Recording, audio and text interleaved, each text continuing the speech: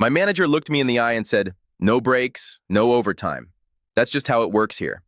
He said it like it was a fact of life, not a violation of state law. I didn't argue with him. I didn't even react. I just nodded, went back to my register, and opened a blank note on my phone. That was the moment I started keeping records. I want to be clear about something before I go further. I'm not someone who looks for trouble. I've worked the same kind of job for years, and I've never once filed a complaint against anyone. But there's a difference between tolerating a bad boss and documenting a crime. I didn't know it yet, but the next 4 months were going to end his career. My name is Corbin Wheeler, and I'll tell you what I do. I'm a shift supervisor at a mid-sized grocery store, part of a regional chain with locations across 3 states. I've worked there for almost 6 years. I started as a cashier, moved up to floor lead, and eventually got promoted to supervisor 2 years ago. I like the job. I know that probably sounds strange given what I'm about to tell you, but it's true. I like the routine. I like knowing the store inside and out, which shelves need restocking on Tuesdays, which vendors show up early, which registers jam if you don't clean them out weekly. I like my coworkers. Most of them have been there almost as long as I have. The pay isn't amazing, but it's steady. And in this economy, steady means a lot. I have bills like everyone else, a car payment, rent, the normal stuff. So when I got the promotion to supervisor, it felt like a win. More responsibility, a small raise, and the kind of job security that's hard to find these days.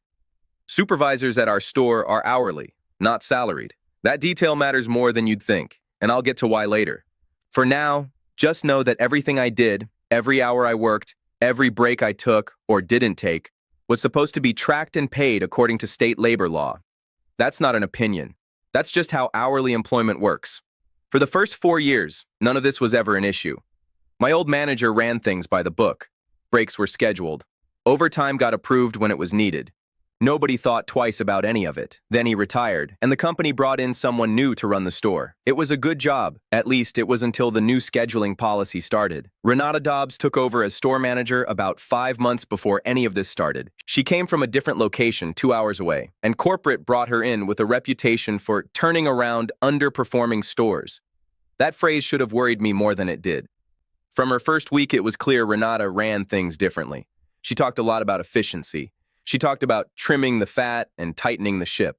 She liked to remind people that she'd cut labor costs by double digits at her last store, like it was something to be proud of. She wasn't shy about her opinion of the previous manager either. She called his scheduling soft.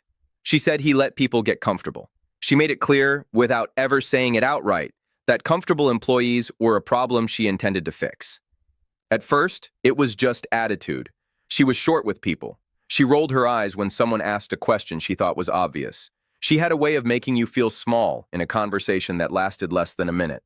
Then it started showing up in the schedule. Breaks got shorter or disappeared from the printed schedule entirely. When someone brought it up, she'd wave it off. "We're a team here. Teams figure it out." She said things like that a lot. Vague, confident, and impossible to argue with directly, because she never gave you anything concrete to push back against.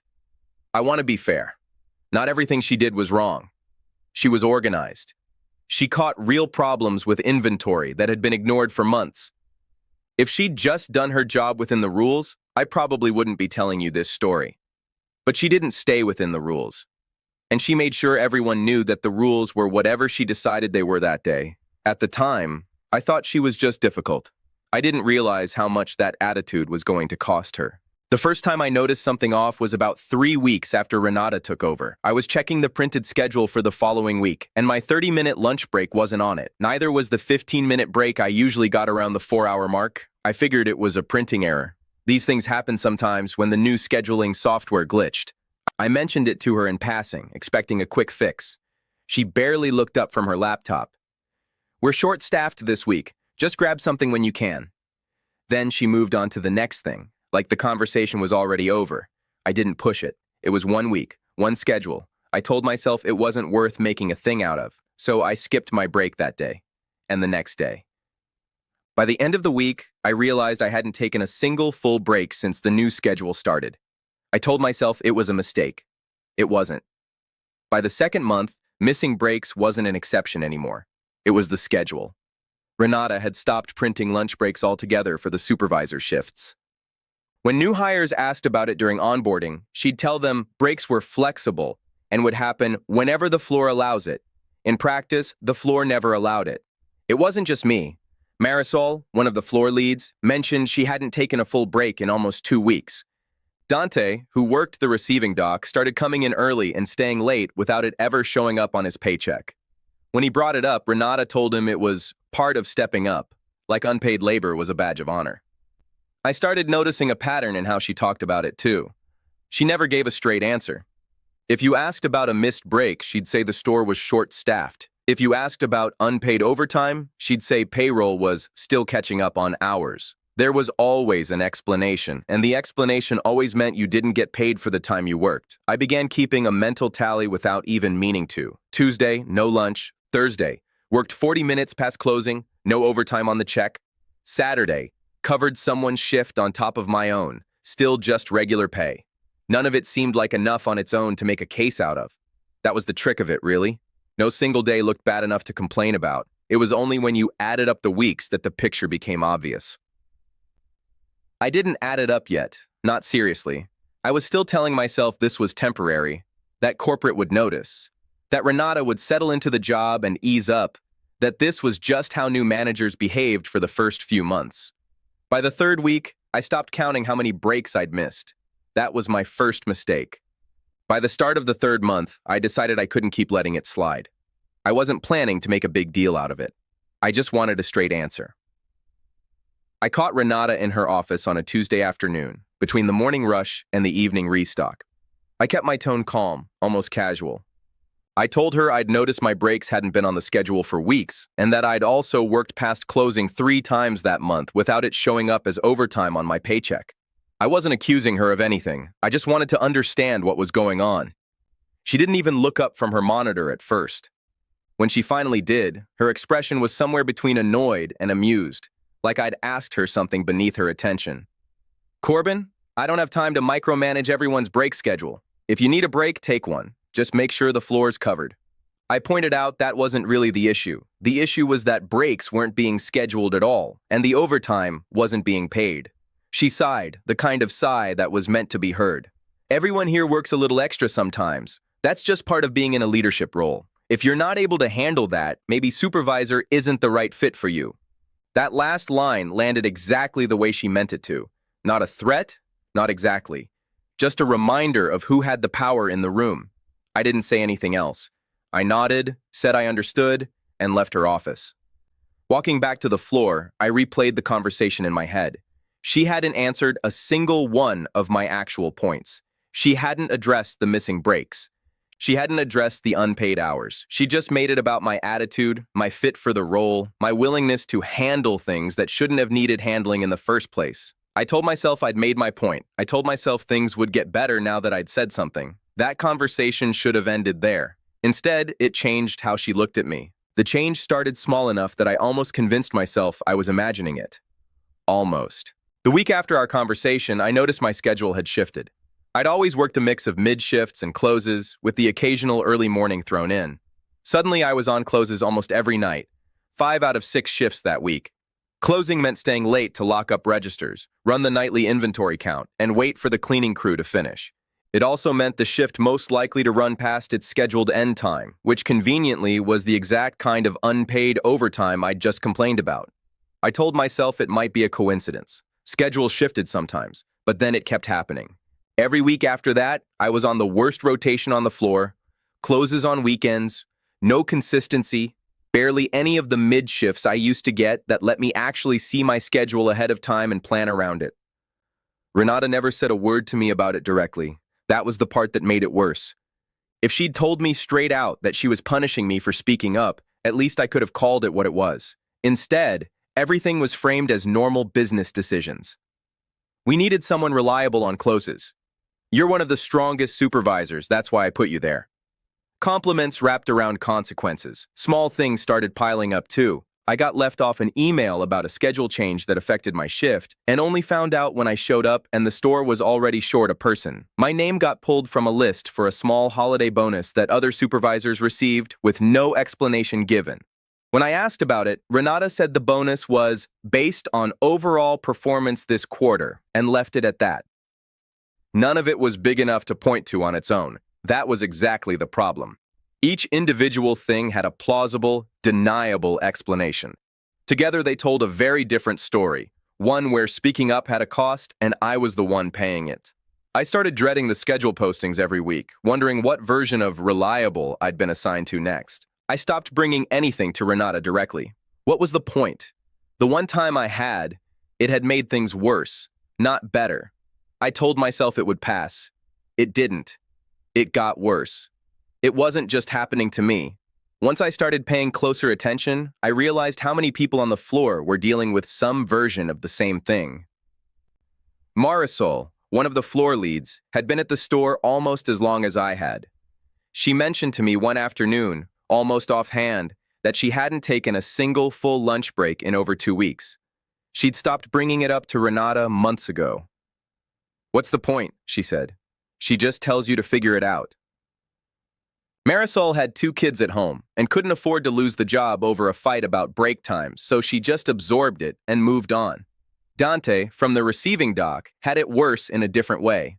He'd been coming in early to help unload trucks before his shift officially started, unpaid, because Renata had made it clear that was expected of anyone who wanted to be considered for a lead position down the line. He told me once that he'd calculated it, almost 5 unpaid hours a week, just from early truck days. He laughed when he said it, but it wasn't really funny.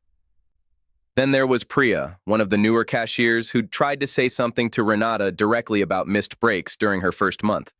I hadn't seen it happen, but I heard about it from 2 different people. Within a few weeks, Priya's hours got cut down to almost nothing. She put in her notice not long after. Nobody ever officially connected the 2 things. Nobody had to. That was the piece that really settled into me. This wasn't a rough patch. This wasn't a new manager still finding her footing. This was a pattern, and it had already claimed at least one person before me. Priya hadn't done anything wrong. She just said something out loud, the same as I had, and she'd paid for it by losing hours until she had no choice but to leave.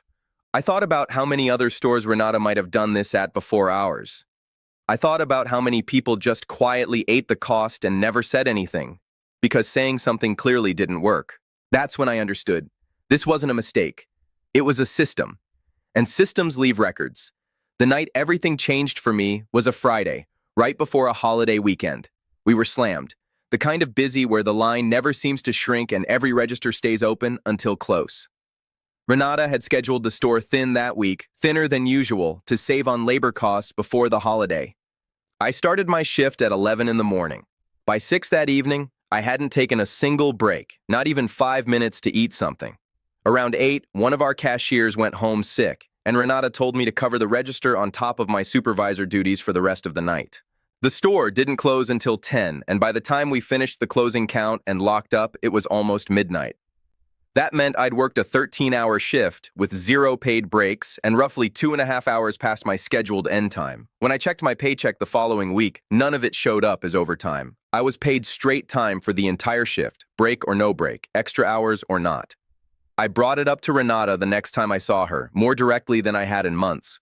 I told her 13 hours with no break and no overtime pay wasn't just unfair, it wasn't legal. I expected at least some acknowledgement that I had a point. Instead, she laughed. Not a cruel laugh, just a tired, dismissive one, like I'd said something naive.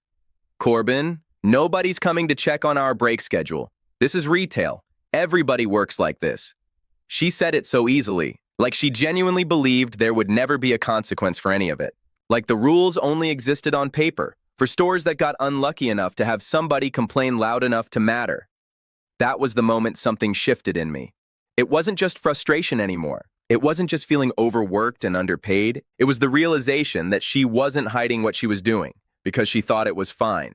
She was doing it because she was confident nothing would ever happen to her over it. I went home that night and sat in my car in the driveway for a long time before I went inside. I kept thinking about Priya, about Marisol, about Dante's unpaid truck hours, about how many people had already quietly absorbed this and said nothing. That night, I stopped being angry. I started being careful. The weekend after that 13-hour shift, I seriously thought about quitting. I sat down one night and actually opened a job search site, scrolling through supervisor and assistant manager listings at other stores, other chains, anything that would get me out from under Renata. But quitting had its own problems. I'd been at this store for 6 years. I knew the systems, the vendors, the regulars who came in every week. Starting over somewhere else meant starting at the bottom of seniority again, probably for less pay, with no guarantee the next manager would be any better. And there was the simple, practical fact that I needed the paycheck. Rent didn't care how tired I was. I also felt a strange kind of guilt about leaving. If I quit, Renata would just keep doing this to whoever came after me. Marisol would still be skipping breaks. Dante would still be showing up unpaid before his shifts. Nothing about the actual problem would change. She'd just lose one more employee and replace him with someone who hadn't figured out yet what they were walking into. For a few days, I genuinely didn't know what to do. Filing a complaint felt pointless. I'd already seen what happened to Priya when she spoke up, and I had no reason to think it would go differently for me. Staying quiet felt like giving up. Quitting felt like running away and leaving everyone else behind. I remember sitting at my kitchen table one night, going through old paperwork from a previous job, looking for a pay stub I needed for something unrelated. And in that folder, I found something I'd completely forgotten about. A printed handout from years ago from an old orientation packet listing basic wage and hour rights for hourly employees in the state. I almost threw it away without a second look. I almost gave up right there. Then I remembered something from an old job, something that changed everything. That old handout sat in front of me on the kitchen table for a long time before I actually read it properly. It was nothing fancy, just a plain government-issued summary of wage and hour rights for hourly workers in the state. I'd probably been handed a version of the exact same thing on my first day at this job too, tucked into some onboarding folder I never looked at twice. I started reading it seriously for the first time in years, and a few lines caught my attention right away. The state required paid rest breaks for shifts over a certain length. It required meal breaks for shifts over a certain length, unpaid but still legally mandated to be provided. And it required overtime pay at 1.5 times the regular rate for any hours worked beyond 40 in a week. No exceptions for retail, no exceptions for leadership roles. None of this was new information exactly. I think somewhere in the back of my mind I already knew retail workers had these protections. But knowing it in the abstract and actually sitting with it, line by line, next to everything that had happened to me over the past 3 months, felt completely different. I looked up the agency responsible for enforcing these rules in my state. It didn't take long to find their website or to see that they handled exactly the kind of thing I'd been living through. Unpaid overtime, denied breaks, retaliation against employees who raised concerns. There was a section explaining how to file a wage complaint, what kind of documentation was useful, and what happened after a complaint was submitted. One detail stood out to me more than anything else. Employers were legally required to keep accurate records of hours worked, breaks taken, and overtime paid. If an employer failed to keep those records properly, or if their records didn't match reality, that failure could work against the employer in an investigation, not against the employee trying to prove a violation happened. That single fact rearranged everything in my head. Renata wasn't just breaking the rules by skipping breaks and denying overtime. She was almost certainly failing to keep any real record of it at all, because the whole system ran on informal scheduling and verbal instructions, not documentation. If the labor board ever looked at her actual paperwork, it would either be missing entirely or it would contradict what every employee on that floor could tell them had really happened. I didn't need to catch her admitting anything in some dramatic confrontation. I didn't need a smoking gun. I just needed my own clean, consistent, dated record of what actually happened, week after week, next to whatever incomplete mess her paperwork turned out to be. I wasn't angry anymore. I was organized. And that was so much more dangerous. Once I understood what I was actually sitting on, I made myself slow down instead of rushing into anything. The last thing I wanted was to tip Renata off before I had something solid. If she realized what I was doing, she'd have time to clean things up, backdate paperwork, or find a way to push me out before I ever got the chance to file anything. So I decided to keep it simple and keep it quiet. Every day after my shift, I'd sit in my car in the parking lot for a few minutes before driving home and write down exactly what happened that day. What time I clocked in, what time I clocked out, whether I got a lunch break, and if so, how long it actually lasted versus how long it was supposed to be. Whether I got my shorter break around the halfway point of the shift, any time I stayed past my scheduled end time, and by how many minutes. I started a simple notes file on my phone, organized by date, nothing complicated. I also started taking photos of the printed weekly schedules before they got taken down and replaced, since those disappeared from the break room board every week and I had no other way to prove what had actually been posted. When Renata sent scheduling instructions through our group text app, I made sure to keep those conversations instead of deleting them like I normally would have. I thought carefully about whether to tell anyone else what I was doing. Marisol and Dante were both dealing with the same problems I was, and part of me wanted to loop them in immediately. But I decided against it, at least for the time being. The more people who knew, the more likely it was that something would slip, that Renata would hear a rumor and get suspicious. I told myself I'd bring them in later, once I had enough of my own record built up that it didn't depend on anyone else's timing or comfort level. None of these messages were dramatic on their own. Read individually, they looked like ordinary, harmless workplace chatter. Read together, over 6 weeks, they built a very clear and consistent picture of how breaks and overtime actually got handled at that store. Marisol mentioned to me one afternoon that she still hadn't taken a full break in what felt like forever. I didn't tell her what I was doing yet, but I did start quietly noting the days she mentioned skipping her own breaks, along with the dates. I figured if this ever became something bigger than just my own situation, having a rough record of what other employees had told me, and when, might matter too. Renata, meanwhile, seemed to relax around me during this stretch. I think my consistency read to her as acceptance. She stopped watching me as closely as she had right after our first real conversation about breaks and overtime. She even mentioned once, almost as a compliment, that I'd become one of the easier ones to manage lately. I said thank you and went back to restocking the dairy case, and I didn't let my expression show what I was actually thinking. There were nights during this period where I second-guessed the whole plan. I'd wonder if I was overreacting, if this was really worth the effort, if maybe I should just let it go and focus on finding a different job instead. But then I'd look at the growing folder of dated notes and photos on my phone, at the pattern that kept repeating itself week after week without fail, and I'd remind myself that this wasn't about one bad shift anymore. It was about 6 years of watching this store run fairly, and 5 months of watching one person decide the rules no longer applied to her. By the 6th week, I had more evidence than I expected, and she had no idea. Once I had 6 weeks of clean, dated records, I decided it was time to try the internal route first, before going anywhere outside the company. Not because I expected much from it, but because I wanted a record showing I'd raised this through proper channels before escalating further. If this ever went to the labor board, I wanted to be able to say I gave the company every reasonable chance to fix it themselves. I emailed our regional HR contact, a woman named Colette Fenwick, requesting a meeting to discuss scheduling and wage concerns at the store. She responded within a day and set up a call for later that week, which I took as a good sign. Maybe I'd been wrong to assume nothing would come of this. On the call, I laid it out calmly and factually. I told her about the missing breaks, the unpaid overtime, the pattern that had built up over the past several months. I didn't mention my documentation in detail yet, just enough to make clear this wasn't a vague complaint. I gave her specific dates. I mentioned that other employees, without naming them directly, had described similar experiences. Colette listened, took notes, and told me she took these kinds of concerns seriously.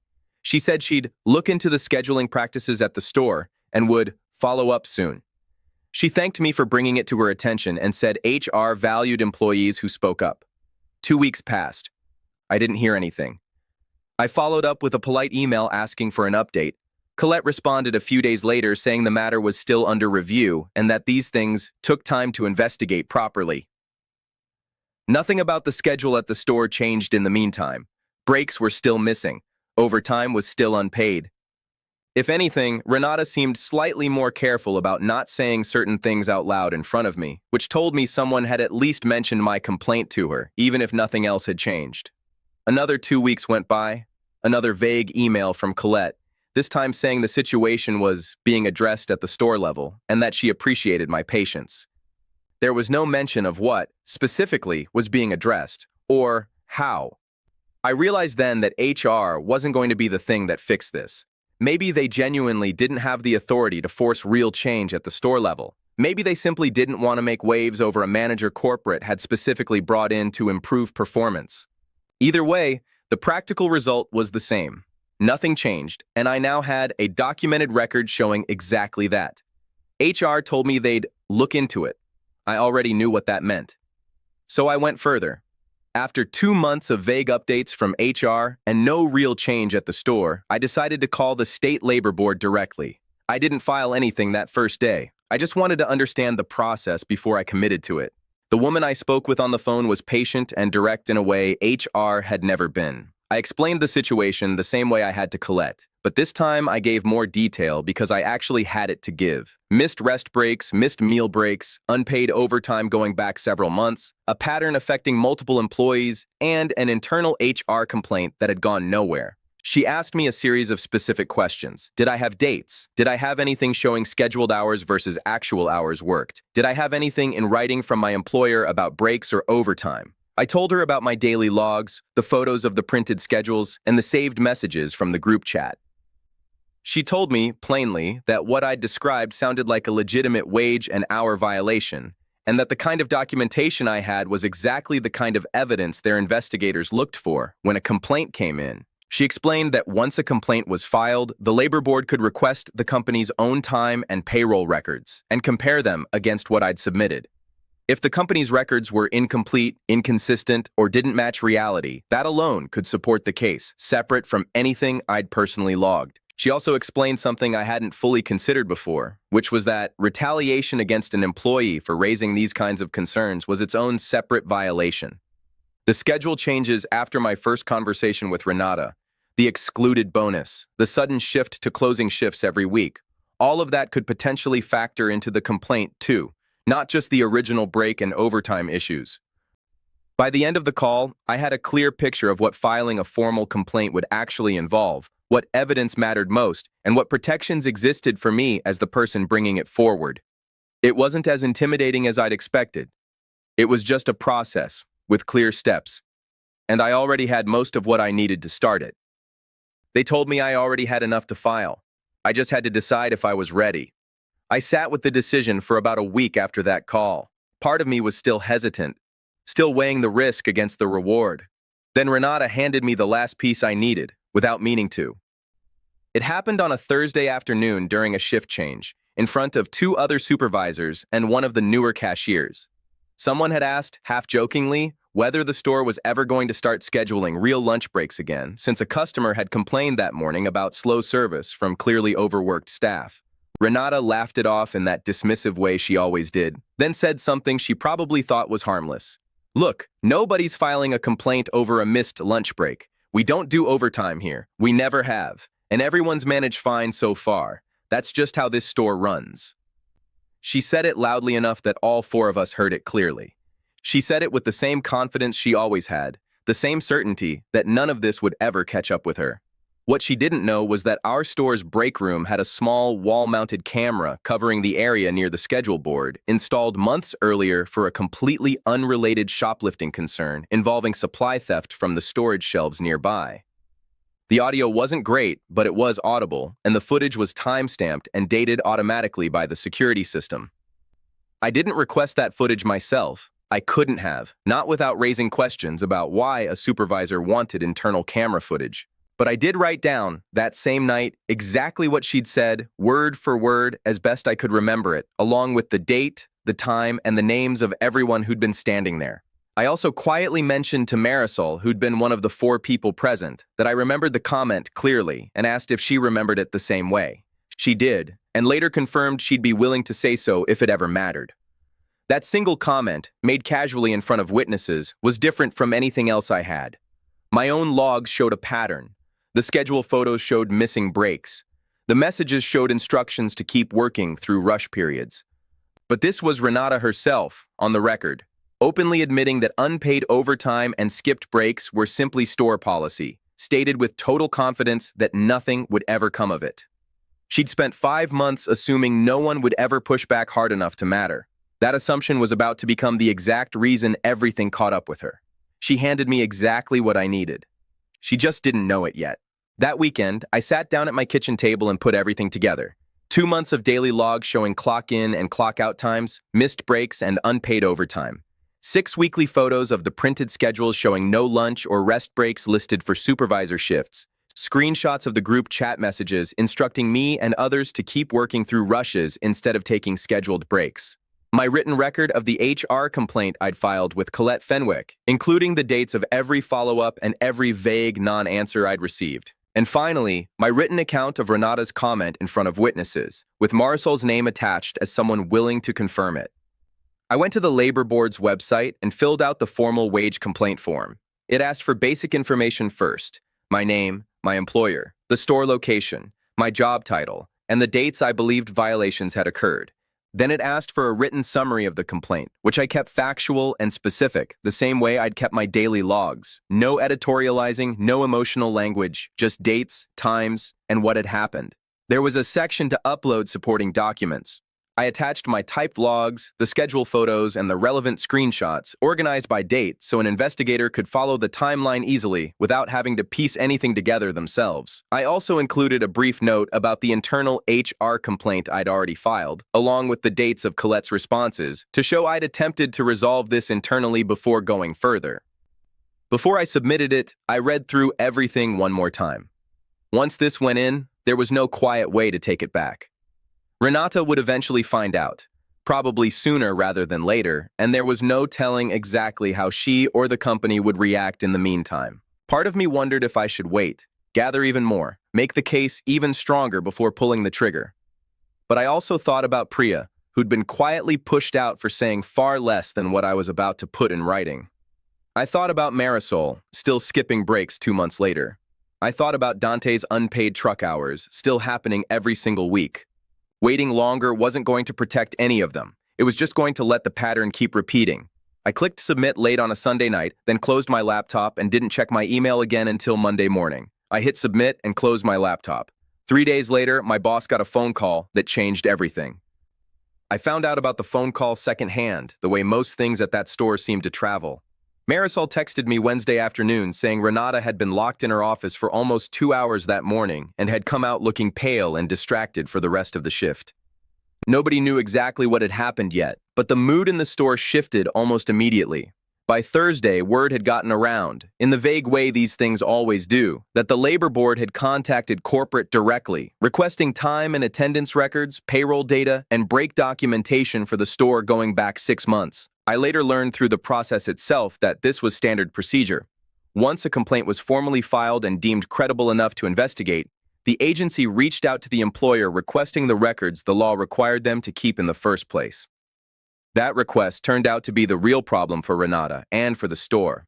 The Labor Board wasn't just taking my word for what had happened. They were asking the company to produce its own official records showing scheduled and actual break times, clock-in and clock-out data, and overtime calculations for the relevant period. And because breaks had never actually been properly scheduled or tracked at the store level, because so much of it had run on verbal instructions and informal decisions Renata made shift by shift, the paperwork that existed didn't remotely match what had actually happened on the floor.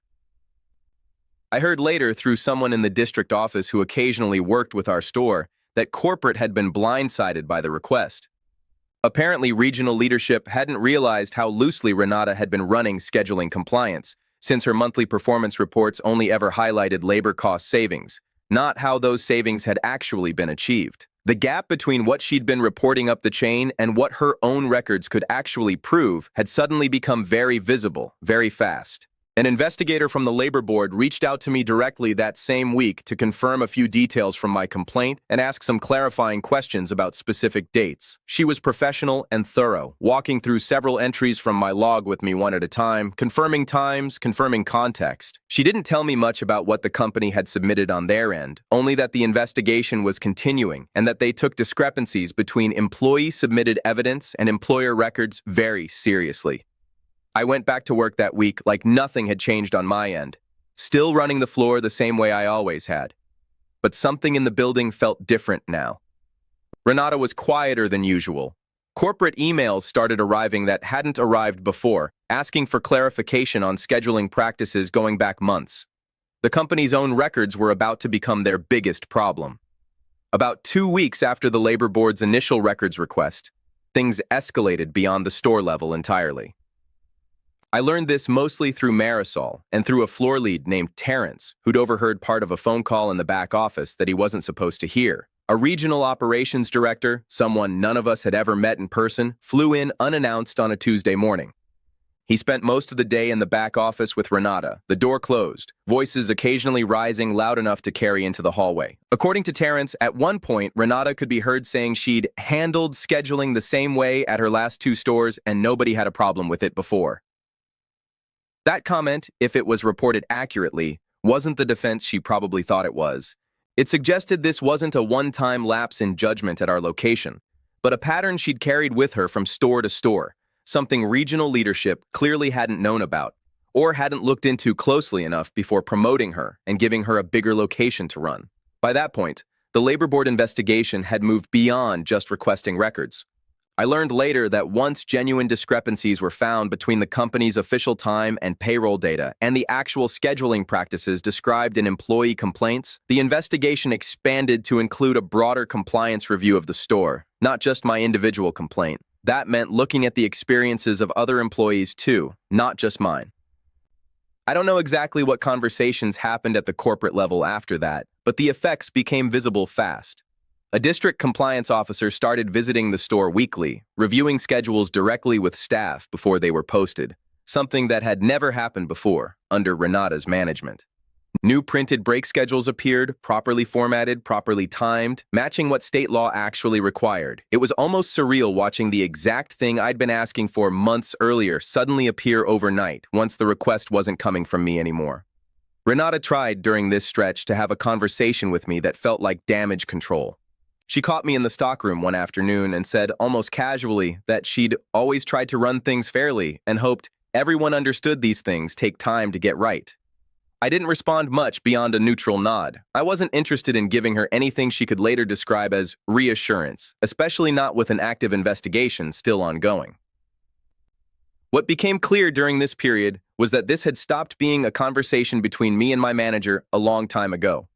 It was now a conversation between the labor board, corporate compliance, and a regional director who'd flown in specifically because a district manager's scheduling practices had become a documented legal liability, not just a local personnel issue.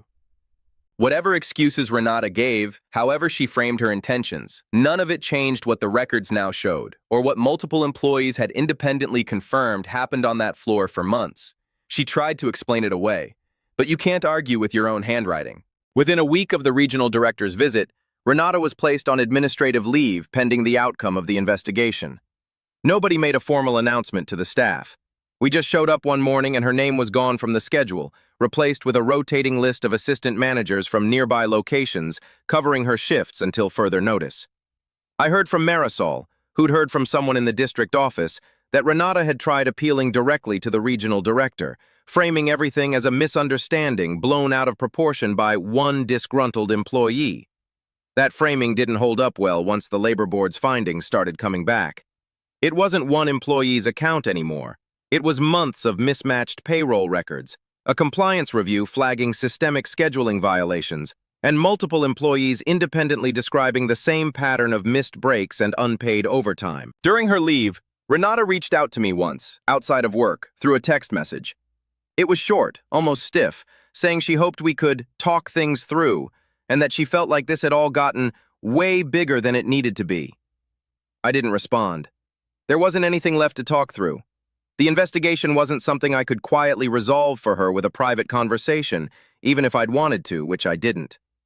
Corporate ended up conducting its own internal review alongside the labor board's investigation, looking not just at our store but at Renata's previous location as well, given her comment about having handled scheduling the same way there too.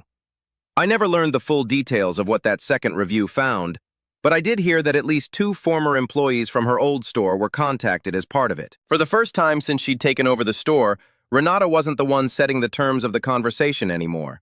She wasn't deciding what counted as a real problem and what didn't.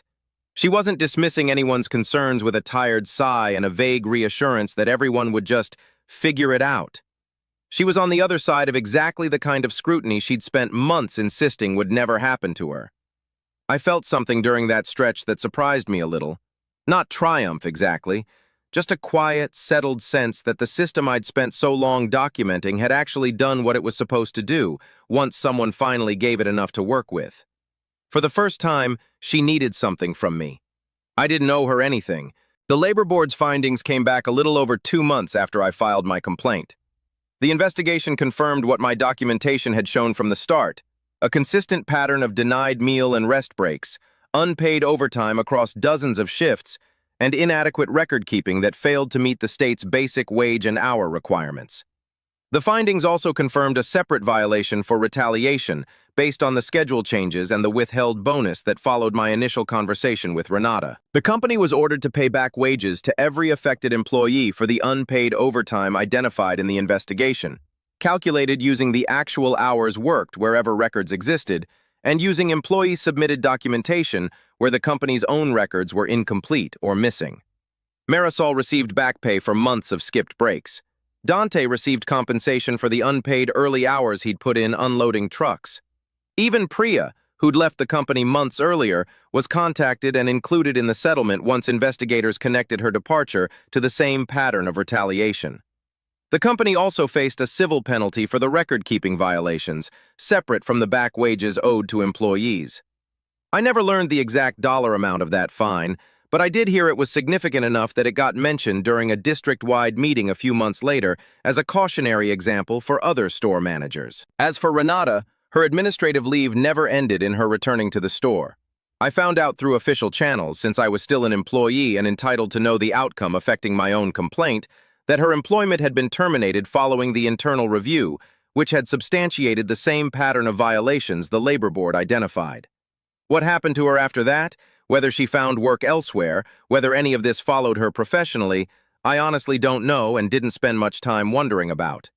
A new store manager was brought in a few weeks later, someone with an entirely different approach. Breaks were properly scheduled from her first week. Overtime got approved and paid without anyone having to ask twice.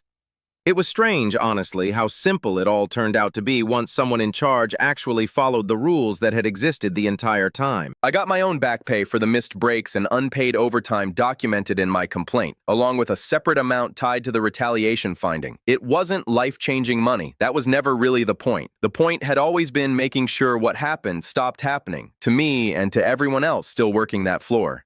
It wasn't loud, it wasn't dramatic, it was just paperwork. That's exactly why it worked. It's been almost a year now since everything got resolved, and the store looks and feels like a completely different place to work.